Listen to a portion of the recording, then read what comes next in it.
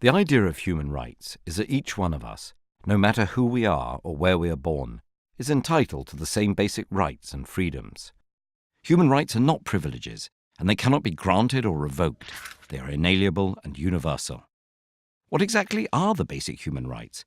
Who gets to pick them? Who enforces them, and how? The history behind the concept of human rights is a long one.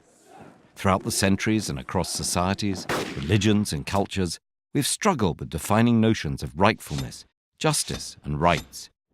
But one of the most modern affirmations of universal human rights emerged from the ruins of World War II with the creation of the United Nations.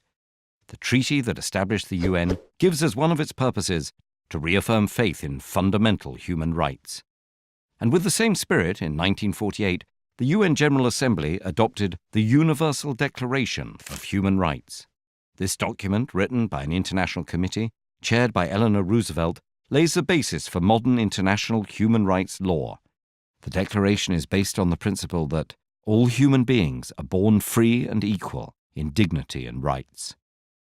It lists 30 articles recognizing, among other things, the principle of non-discrimination and the right to life and liberty. It refers to negative freedoms like freedom from torture or slavery, as well as positive freedoms such as the freedom of movement and residence. It encompasses basic civil and political rights, such as freedom of expression, religion or peaceful assembly, as well as social, economic and cultural rights, such as the right to education and the right to freely choose one's occupation and be paid and treated fairly. The Declaration takes no sides as to which rights are more important, insisting on their universality, indivisibility and interdependence. And in the past decades, international human rights law has grown, deepening and expanding our understanding of what human rights are and how to better protect them. So if these principles are so well developed, then why are human rights abused and ignored time and time again, all over the world? The problem in general is that it is not at all easy to universally enforce these rights or to punish transgressors. The UN UDHR itself, despite being highly authoritative and respected, is a declaration, not a hard law.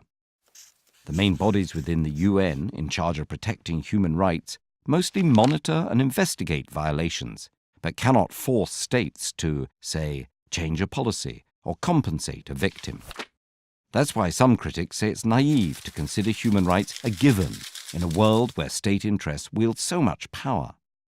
Others defend universal human rights laws and point at the positive role they have on setting international standards and helping activists in their campaigns.